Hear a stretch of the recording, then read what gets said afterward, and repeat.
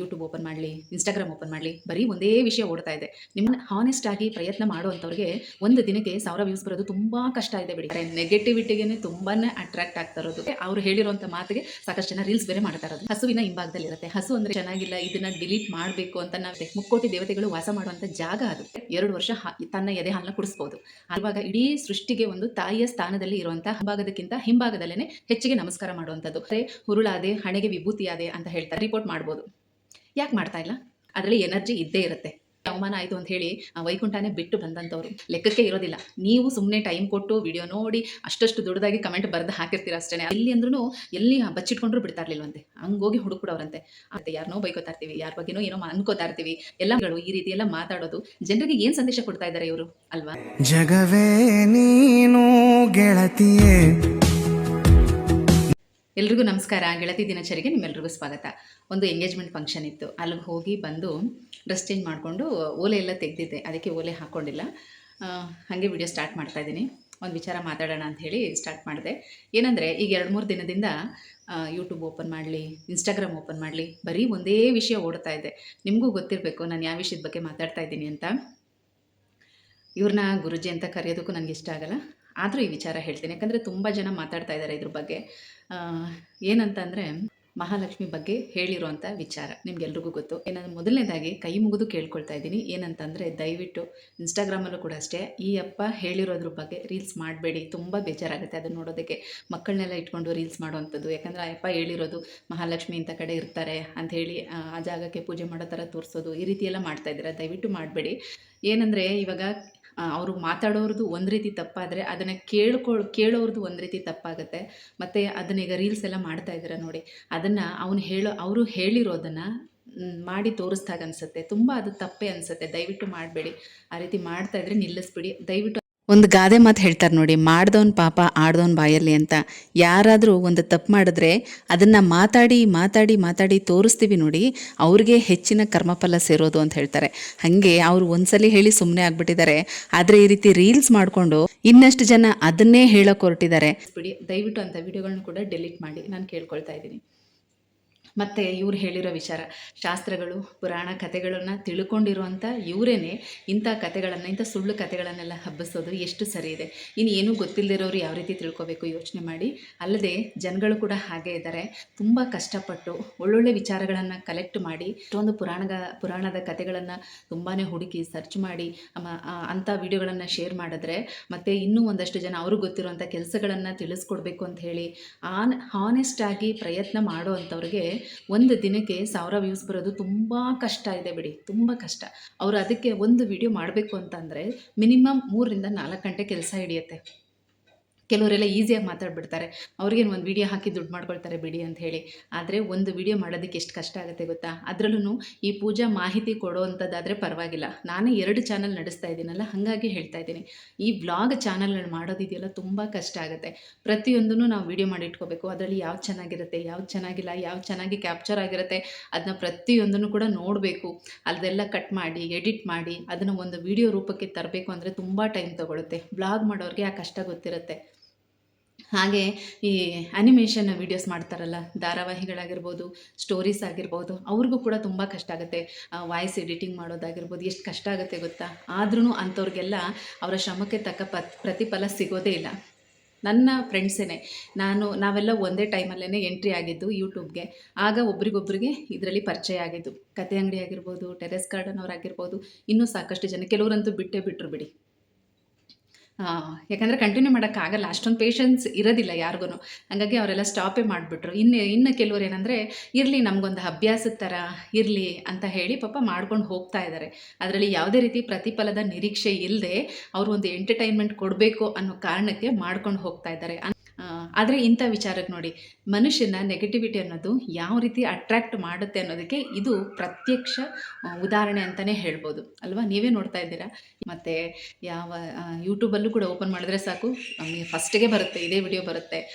ಇನ್ಸ್ಟಾಗ್ರಾಮಲ್ಲೂ ಅಷ್ಟೇ. ಮತ್ತು ಅವರು ಹೇಳಿರೋಂಥ ಮಾತಿಗೆ ಸಾಕಷ್ಟು ಜನ ರೀಲ್ಸ್ ಬೇರೆ ಮಾಡ್ತಾ ಇರೋದು. ಇಂಥ ತಪ್ಪು ದಯವಿಟ್ಟು ಮಾಡಬೇಡಿ.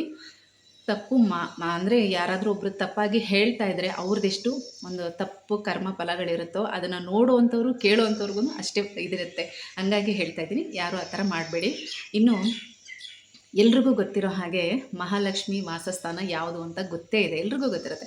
ಹಸುವಿನ ಹಿಂಭಾಗದಲ್ಲಿರುತ್ತೆ. ಹಸು ಅಂದರೆ ಏನು? ಕಾಮಧೇನು ಅಲ್ವಾ, ಪುಣ್ಯಕೋಟಿ ಕಾಮಧೇನು.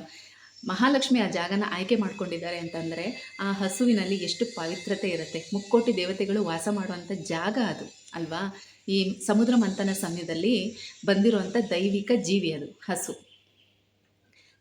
ಒಂದು ಹೆಣ್ಣು ತಾನು ಹೆತ್ತಿರುವಂಥ ಮಕ್ಕಳಿಗೆ 1 ವರ್ಷ ಅಥವಾ 1.5 ವರ್ಷ, ಹೆಚ್ಚು ಅಂದರೆ 2 ವರ್ಷ ತನ್ನ ಎದೆ ಹಾಲನ್ನ ಕುಡಿಸ್ಬೋದು.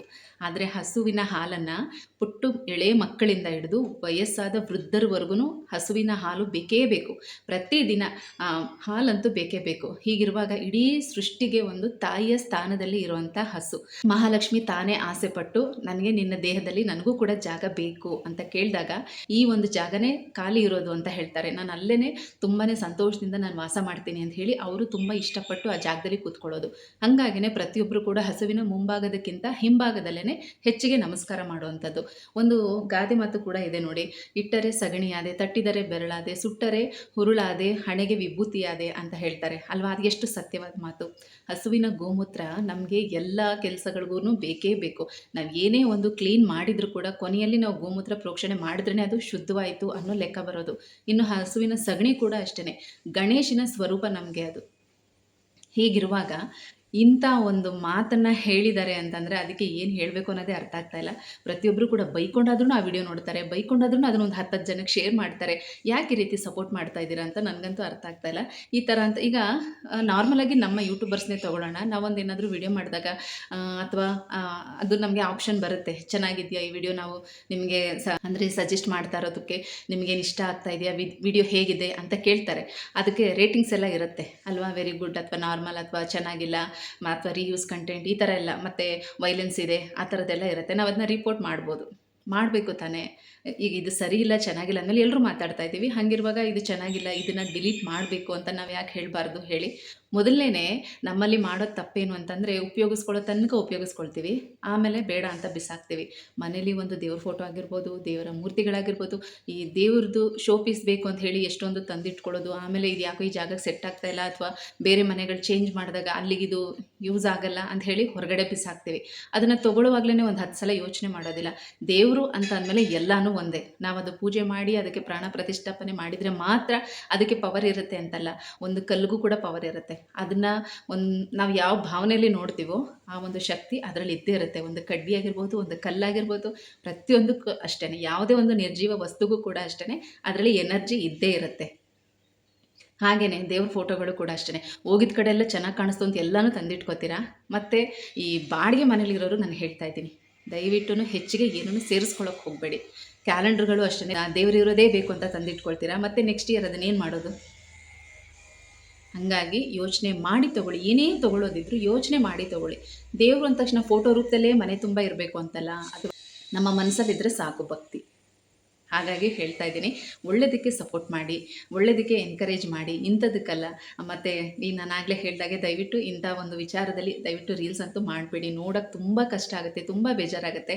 ತನಗೆ ಅವಮಾನ ಆಯಿತು ಅಂತ ಹೇಳಿ ವೈಕುಂಠನೇ ಬಿಟ್ಟು ಬಂದಂಥವ್ರು, ಅಂಥದ್ರಲ್ಲಿ ಅವರ ಬಗ್ಗೆ ಇಷ್ಟೊಂದು ಹಗುರವಾಗಿ ದಯವಿಟ್ಟು ಮಾತಾಡಬಾರ್ದು, ತುಂಬಾ ತಪ್ಪಾಗುತ್ತೆ. ಮಹಾಲಕ್ಷ್ಮಿ ಮನೇಲಿ ಇರಬೇಕು ಅಂತಂದರೆ ಮನೆ ಸ್ವಚ್ಛವಾಗಿರಬೇಕು, ಹೆಣ್ಣು ಮಕ್ಕಳು ಹೀಗೆ ಇರಬೇಕು, ಹಾಗೇ ಇರಬೇಕು, ಮುಸ್ಸಂಜೆ ಹೊತ್ತಲ್ಲಿ ತಲೆ ಬಾಚಬಾರ್ದು, ಉಗುರು ಕಟ್ ಮಾಡಬಾರ್ದು, ಇನ್ನೊಂದು ಮತ್ತೊಂದು ಎಷ್ಟೆಲ್ಲ ಹೇಳುವಂಥ ಹಿರಿಯರು ಇಂಥ ಮಾತುಗಳನ್ನು ಹೇಳ್ಬೋದಾ?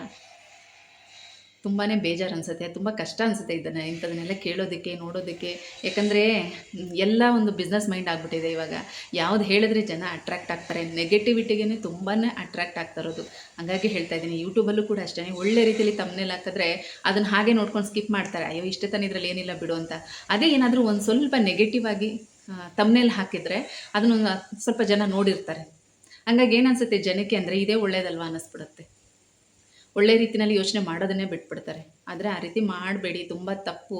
ಹಾಗಾಗಿ ಹೇಳ್ತಾ ಇದ್ದೀನಿ, ಈ ವಿಚಾರನ ತುಂಬ ಜನ ಮಾತಾಡಿದ್ದಾರೆ. ಎಲ್ಲರೂ ಹೇಳೋದು ಒಂದೇ, ತಪ್ಪು, ಅವ್ರು ಹೇಗೆ ಹೇಳ್ಬಾರ್ದಿತ್ತು, ಮಾತಾಡಬಾರ್ದಿತ್ತು ಅಂತ.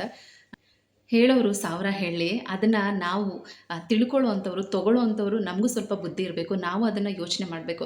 ನಾವು ಬೈಕೊಂಡು ಕಮೆಂಟ್ ಹಾಕಿದ ತಕ್ಷಣ ಅವ್ರೇನು ತಲೆ ಕೆಡಿಸ್ಕೊಳ್ಳೋದಿಲ್ಲ ಬಿಡಿ. ಯಾಕಂದರೆ ಅಂಥದ್ರಲ್ಲಿ ಮುಳುಗೋಗ್ಬಿಟ್ಟಿರ್ತಾರೆ ಅವರು. ಅದೆಲ್ಲ ಅವ್ರಿಗೆ ಯಾವುದೇ ಒಂದು ಲೆಕ್ಕಕ್ಕೆ ಇರೋದಿಲ್ಲ. ನೀವು ಸುಮ್ಮನೆ ಟೈಮ್ ಕೊಟ್ಟು ವಿಡಿಯೋ ನೋಡಿ ಅಷ್ಟಷ್ಟು ದೊಡ್ಡದಾಗಿ ಕಮೆಂಟ್ ಬರೆದು ಹಾಕಿರ್ತೀರ ಅಷ್ಟೇ. ಆದರೆ ಅದರಿಂದ ಅವ್ರಿಗೇನು ಲಾಸ್ ಅಂತೂ ಇಲ್ಲ. ಬೈಕೊಂಡಾದರೂ ವಿಡಿಯೋ ನೋಡಿರ್ತೀರ, ಅವ್ರಿಗೆ ಲಕ್ಷ ಲಕ್ಷ ವ್ಯೂಸ್ ಬಂದಿರುತ್ತೆ. ಅದೇ ರೀತಿ ಹೇಳ್ತಾ ಇದ್ದೀನಿ, ಪ್ರತಿಯೊಂದು ವಿಡಿಯೋನ ನೋಡಿ ಅದರಲ್ಲಿ ಏನು ವಿಚಾರ ತಿಳಿಸಿದ್ದಾರೆ ಅಂತ ನೋಡಿ. ಒಳ್ಳೇದಿದೆ ಅನಿಸಿದ್ರೆ ದಯವಿಟ್ಟು ಅಂಥದಕ್ಕೆ ಸಪೋರ್ಟ್ ಮಾಡಿ. ಹೀಗೆ ಒಂದು ಕಥೆನ ಕೇಳಿದ್ದು ನಾನು. ಭಗವಂತ ಮೊದಲು ಎಲ್ಲರ ಕಣ್ಗೂ ಕಾಣಿಸ್ಕೊಳ್ತಾ ಇದ್ರಂತೆ. ಆಗೇನಾಯಿತು, ಪ್ರತಿಯೊಬ್ಬರೂ ನಾನು ಅದು ಇದು ನನಗದು ಬೇಕು, ನನಗಿದು ಬೇಕು, ದಿನಾ ಬಂದು ರಾಶಿ ರಾಶಿ ಬೇಡಿಕೆನ ದೇವ್ರ ಮುಂದೆ ಇಡ್ತಾ ಇದ್ರಂತೆ. ಮತ್ತು ನೈವೇದ್ಯಗಳನ್ನ ಕೊಡೋದು, ನಾನು ಕೊಟ್ಟಿದ್ದೇ ತಿನ್ನಬೇಕು, ನಾನು ಕೊಟ್ಟಿದ್ದೇ ತೊಗೋಬೇಕು, ಫಸ್ಟು ನಾನು ತಂದು ಕೊಟ್ಟಿದ್ದೇ ತೊಗೋಬೇಕು, ಈ ಥರ ಕಾಂಪಿಟೇಷನ್ನು ದೇವ್ರಿಗೆ. ಅದು ಸಹಜ ಅಲ್ವಾ? ಯಾವುದಾದ್ರೂ ಒಂದು ಒಳ್ಳೆ ವ್ಯಕ್ತಿ ಇದ್ದಾರೆ ಅಂದರೆ ಅವ್ರಿಗೆ ನಾವು ಫೇವರ್ ಆಗಿರಬೇಕು ಅಂತ ಹೇಳಿ ಎಕ್ಸ್ಟ್ರಾ ಎಲ್ಲ ಅದು ಇದು ಮಾಡ್ತಾ ಇರ್ತೀವಿ. ಅದೇ ಥರ ದೇವ್ರಿಗೂ ಕೂಡ ಮಾಡ್ತಾ ಇದ್ರಂತೆ. ಇದು ಒಂದು ಹಂತದವರೆಗೂ ಸಹಿಸ್ಕೋಬೋದಾಗಿತ್ತು. ಭಗವಂತನ ಕೈಲೂ ಕೂಡ ಸಹಿಸ್ಕೊಳಕ್ಕಾಗಲಿಲ್ವಂತೆ. ಏನು ಮಾಡೋದು, ನಾನು ಇವ್ರ ಕೈಗೆ ಸಿಗದಾಗೆ ಎಲ್ಲಾದರೂ ಹೊಟ್ಟೋಗ್ಬಿಡ್ಬೇಕು, ಆವಾಗ ಇವ್ರು ಏನು ಮಾಡ್ತಾರೆ ನೋಡೋಣ ಅಂತ ಹೇಳಿ ಎಲ್ಲಿ ಹೋದ್ರೂ ಬಿಡ್ತಾ ಇರಲಿಲ್ವಂತೆ. ಭಗವಂತನ ಹುಡುಕ್ಬಿಡ್ತಾ ಇದ್ರಂತೆ. ಎಲ್ಲಿ ಎಲ್ಲಿ ಅಂದ್ರೂ ಎಲ್ಲಿ ಬಚ್ಚಿಟ್ಕೊಂಡ್ರೂ ಬಿಡ್ತಾ ಇರಲಿಲ್ವಂತೆ. ಹಂಗೋಗಿ ಹುಡುಕ್ಬಿಡೋರಂತೆ.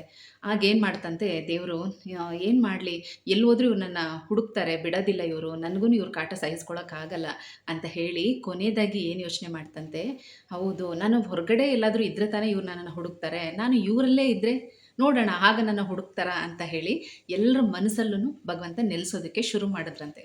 ನಾವು ಅಲ್ಲಿ ಹಾಗೆ ಅಲ್ವಾ, ನಮ್ಮೊಳಗೆ ನಾವು ಹುಡುಕ್ತೀವ ದೇವ್ರನ್ನ, ನಮ್ಮ ಮನಸ್ಸಲ್ಲಿ ದೇವರಿದ್ದಾರೆ ಅಂತ ನಾವು ತಿಳ್ಕೊತೀವ? ಖಂಡಿತ ಇಲ್ಲ. ಅದಕ್ಕೆ ಭಗವಂತ ಹೇಳಿರೋದು, ನಾನು ಹೊರಗಡೆ ಎಲ್ಲೂ ಇಲ್ಲ, ನಿನ್ನಲ್ಲೇ ಇದ್ದೀನಿ, ಹುಡುಕೋ, ನಿನ್ನ ಮನಸ್ಸನ್ನು ಯಾವಾಗಲೂ ಶುದ್ಧವಾಗಿಟ್ಕೋ, ನಾನು ಅಲ್ಲೇ ಇರ್ತೀನಿ ಸದಾ ಅಂತ. ಆದರೆ ನಾವು ಅದೊಂದನ್ನು ಬಿಟ್ಟು ಮಿಕ್ಕಿದೆಲ್ಲ ಮಾಡ್ತೀವಿ. ಪೂಜೆ ಮಾಡ್ತಾ ಇರ್ತೀವಿ, ಚೆನ್ನಾಗಿ ಎಲ್ಲನೂ ಮಾಡ್ತೀವಿ, ಏನು ಯಾರು ಏನು ಹೇಳಿದ್ದಾರೆ ನಾನು ಅದನ್ನೇ ಮಾಡಬೇಕು ಅಂತ ಎಲ್ಲನೂ ಮಾಡ್ತೀವಿ. ಆದರೆ ಮನಸ್ಸಲ್ಲಿ ಏನೇನೋ ಯೋಚನೆ ಓಡ್ತಾ ಇರುತ್ತೆ, ಯಾರನ್ನೋ ಬೈಕೋತಾ ಇರ್ತೀವಿ, ಯಾರ ಬಗ್ಗೆನೋ ಏನೋ ಅನ್ಕೋತಾ ಇರ್ತೀವಿ, ಎಲ್ಲ ಮಾಡ್ತಾ ಇರ್ತೀವಿ. ಇದೇ ದೊಡ್ಡ ತಪ್ಪು ಅಂತ ಹೇಳೋದು. ಹಾಗೆ ಇಂಥ ಪುರಾಣದ ಕಥೆಗಳನ್ನೆಲ್ಲ ತಿಳ್ಕೊಂಡಿರೋವಂಥ ವ್ಯಕ್ತಿಗಳು ಈ ರೀತಿ ಎಲ್ಲ ಮಾತಾಡೋದು ಜನರಿಗೆ ಏನು ಸಂದೇಶ ಕೊಡ್ತಾ ಇದ್ದಾರೆ ಇವರು ಅಲ್ವಾ? ಒಂದು ಸಣ್ಣ ಸಣ್ಣ ಯೂಟ್ಯೂಬ್ ಚಾನಲ್ಗಳಲ್ಲೇ ಒಂದು ಪಾಯಿಂಟ್ ಏನಾದರೂ ಹೆಚ್ಚು ಕಡಿಮೆ ಮಾತಾಡಿದ್ರೆ, ಅಂದರೆ ಹೇಳೋವಾಗಲೇ ಅಷ್ಟೇ, ನನಗೂ ಕೂಡ ಎಷ್ಟೋ ಸಲ ಈ ಥರ ಮಿಸ್ಟೇಕ್ ಆಗಿದೆ, ನನಗೂ ಕೂಡ ಕಮೆಂಟಲ್ಲಿ ಹೇಳಿದ್ದೀರಾ, ನಾನು ಅದನ್ನು ತಿದ್ದುಕೊಳ್ತೀನಿ, ಎಲ್ಲ ಮಾಡಿದ್ದೇನೆ. ಯಾಕಂದರೆ ಹೇಳುವಾಗ ಆ ಫ್ಲೋನಲ್ಲಿ ಮಿಸ್ಟೇಕ್ ಆಗಿರುತ್ತೆ. ಹಾಗಿರುವಾಗ ಯಾವ ಧೈರ್ಯದ ಮೇಲೆ ಇವ್ರುಗಳು ಇಂಥ ಮಾತುಗಳನ್ನು ಹೇಳ್ತಾರೆ? ಅದನ್ನು ಕೂರಿಸ್ಕೊಂಡು ಅವ್ರನ್ನ ಇಂಟರ್ವ್ಯೂ ಮಾಡಿಕೊಂಡು ಅವ್ರಿಗೊಂದು ವೇದಿಕೆನ ಕಲ್ಪಿಸಿ ಕೊಡ್ತಾರಲ್ಲ, ಅಂಥವ್ರಿಗೆ ಮೊದಲು ಹೇಳಬೇಕು ಅಲ್ವಾ? ಯಾವ ಧೈರ್ಯದ ಮೇಲೆ ಅವ್ರು ಇಂಥ ವಿಚಾರನೆಲ್ಲ ಹಬ್ಬಿಸ್ತಾರೆ ಯೋಚನೆ ಮಾಡಿ. ಇನ್ನು ಯಾರಾದರೂ ಈಗ ಕೆಲವರೆಲ್ಲ ಮನಿ ರಿಲೇಟೆಡು ತುಂಬ ಒಳ್ಳೊಳ್ಳೆ ವ್ಯಕ್ತಿಗಳಿದಾರಪ್ಪ. ಈ ಸುಳ್ಳು ಹೇಳಬಾರ್ದು. ಯಾಕಂದರೆ ಅವರು ಒಂದು ಬಿಸ್ನೆಸ್ ಮೈಂಡಲ್ಲೇ ಮಾಡಿದ್ರು ಕೂಡ ಆದರೆ ಜನರಿಗೆ ಒಳ್ಳೊಳ್ಳೆ ವಿಚಾರನ ತಲುಪಿಸ್ತಾರೆ. ಅಂಥವ್ರನ್ನೇ 108 ಪ್ರಶ್ನೆ ಮಾಡ್ತಾರೆ. ನೀನು ದುಡ್ಡಿಗೋಸ್ಕರನೇ ಮಾಡ್ತಾ ಇದೆಯಾ, ನೀನು ದುಡ್ಡಿಗೋಸ್ಕರನೇ ಹೇಳ್ತಾ ಇದೆಯಾ ಅಂತ. ಹೌದಲ್ವಾ? ಪ್ರತಿಯೊಬ್ಬರು ಕೂಡ ದುಡಿಯೋದಕ್ಕೋಸ್ಕರನೇ, ದುಡ್ಡಿಗೋಸ್ಕರನೇ ಕೆಲಸ ಮಾಡೋದು. ಈಗ ನಾವು ಇದನ್ನು ಕೂಡ ಒಂದು ಕೆಲಸ ಅಂತಲೇ ಮಾಡ್ತೀವಿ. ಹಾಗಿರುವಾಗ ಅದಕ್ಕೆ ತಕ್ಕಂಥ ಪ್ರತಿಫಲ ನಾವು ತೊಗೊಳ್ಳೋದ್ರಲ್ಲಿ ಯಾವುದೇ ತಪ್ಪಿಲ್ಲ.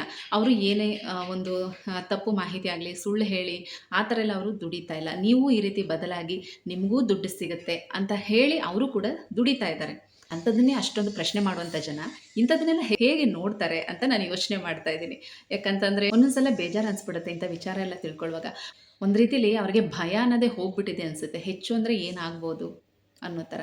ಕೆಲವ್ರಿಗೆ ಹೇಗೆ ಅಂತಂದರೆ ಯಾವುದೇ ರೀತಿ ಒಂದು ರೆಕಗ್ನೈಸ್ ಸಿಗ್ತಾ ಇಲ್ಲ ಅಂತ ಅಂದಾಗ ಈ ಥರದ್ದೇನಾದರೂ ಒಂದು ಮಾಡಿದ್ರೆ ಒಂದಷ್ಟು ದಿನ ಜನ ನಮ್ಮ ಬಗ್ಗೆ ಮಾತಾಡ್ತಾರೆ ಅನ್ನೋ ಥರ ಅನಿಸಿರ್ಬೋದೇನೋ ಅನಿಸುತ್ತೆ. ಆ ಥರ ಅನಿಸಿರ್ಬೋದೇನೋ ಅನಿಸುತ್ತೆ. ಜನ ನಮ್ಮ ಬಗ್ಗೆ ಮಾತಾಡ್ತಾರೆ ಆ ಥರ ಅನಿಸಿರ್ಬೋದೇನೋ ಅನಿಸುತ್ತೆ. ಅದಕ್ಕೋಸ್ಕರ ಈ ಥರ ಎಲ್ಲ ಮಾಡ್ತಾರೇನೋ ಗೊತ್ತಿಲ್ಲ. ಬಟ್ ನಿಜವಾಗ್ಲೂ ಹೇಳ್ತೀನಿ, ಎಷ್ಟು ಬೇಜಾರಾಗುತ್ತೆ ಅಂತಂದರೆ ಒಂದು ಕ್ಷಣ ನಾವು ಎಲ್ಲಿದ್ದೀವಿ, ನಾವು ಏನು ಕೇಳ್ತಾ ಇದ್ದೀವಿ ಅನ್ನೋ ಥರನೇ ಅನ್ನಿಸ್ಬಿಡ್ತು. ಫೈನಲಿ ಇದ್ರ ಬಗ್ಗೆ ಹೆಚ್ಚಿಗೆ ಮಾತಾಡೋಷ್ಟು ನಾನೇನು ತಿಳುವಳಿಕೆ ಇರೋ ಅಂಥವಳಲ್ಲ. ಹಾಗಾಗಿ ಹೇಳ್ತಾ ಇದ್ದೀನಿ. ಆದರೆ ತುಂಬ ಬೇಜಾರಾಯಿತು. ಒಂದು ಏನು ಹೇಳ್ತೀನಿ ಅಂದರೆ, ಇನ್ಸ್ಟಾಗ್ರಾಮಲ್ಲಾಗಿರ್ಬೋದು, ಯೂಟ್ಯೂಬಲ್ಲಾಗಿರ್ಬೋದು, ದಯವಿಟ್ಟು ಇಂಥ ವಿಚಾರದ ಬಗ್ಗೆ ರೀಲ್ಸ್ ಮಾಡಬೇಡಿ. ಅಷ್ಟೇ ನಾನು ಕೇಳ್ಕೊಳ್ಳೋದು. ಆಲ್ರೆಡಿ 1-2 ರೀಲ್ಸ್ ನೋಡಿದೆ ನಾನು. ತುಂಬ ಬೇಜಾರು ಅನ್ನಿಸ್ತು. ಒಬ್ಬರು ಮಾಡಿರೋ ತಪ್ಪನ್ನು ಅದನ್ನೇ ಇನ್ನೊಬ್ಬರು ಮಾಡೋದ್ರಲ್ಲಿ ಏನು ಅರ್ಥ ಇದೆ ಹೇಳಿ? ಅವನ ಕರ್ಮ ನೀವು ಅನುಭವಿಸ್ದಂಗೆ ಆಗುತ್ತೆ, ಅದೇ ಕರ್ಮಫಲ ನೀವು ಅನುಭವಿಸ್ಬೇಕು, ಆ ಥರ ಆಗುತ್ತೆ. ದಯವಿಟ್ಟು ಇಂಥ ತಪ್ಪು ಮಾಡಬೇಡಿ, ಅದರಲ್ಲೂ ಮಕ್ಕಳನ್ನೆಲ್ಲ ಉಪಯೋಗಿಸ್ಕೊಂಡು ಮಾಡೋಕ್ಕೆ ಹೋಗಬೇಡಿ. ದೇವರು ಅಂದರೆ ಒಂದು ಭಯ ಭಕ್ತಿ ಇರಬೇಕು ಅಲ್ವಾ, ಅದರಲ್ಲೂ ಮಹಾಲಕ್ಷ್ಮಿ ವಿಚಾರದಲ್ಲಿ ಈ ರೀತಿಯೆಲ್ಲ ಮಾಡಬಾರ್ದು. ಆ ತಾಯಿ ಕೋಪ ಮಾಡಿಕೊಂಡ್ರೆ ಯಾರು ಕೂಡ ಬದುಕೋಕ್ಕಾಗಲ್ಲ. ಹಾಗಾಗಿ ಹೇಳ್ತಾ ಇದ್ದೀನಿ, ದಯವಿಟ್ಟು ಶ್ರಮಪಟ್ಟು ಕೆಲಸ ಮಾಡೋವಂಥವ್ರಿಗೆ ಸಪೋರ್ಟ್ ಮಾಡಿ. ಯಾಕಂದರೆ ನಿಮ್ಮ ಒಂದು ಅಮೂಲ್ಯವಾದ ಟೈಮನ್ನು ಕೊಟ್ಟು ಪ್ರತಿಯೊಂದು ವಿಡಿಯೋನು ನೋಡ್ತೀರಾ, ಸರಿ ತಪ್ಪು ಜಡ್ಜ್ ಮಾಡಬೇಕಾಗಿರೋದು ನೀವೇನೆ. ಹಾಗಾಗಿ ಹೇಳ್ತಾ ಇದ್ದೀನಿ, ಈ ವಿಡಿಯೋ ಇಲ್ಲಿಗೆ ಹೆಂಡು ಮಾಡ್ತಾ ಇದ್ದೀನಿ. ನನ್ನ ಮಾತಿನಲ್ಲಿ ಸರಿ ಇದೆ ಅಂತ ಅನಿಸಿದ್ರೆ ಕಮೆಂಟಲ್ಲಿ ತಿಳಿಸಿ, ಆಯಿತಾ?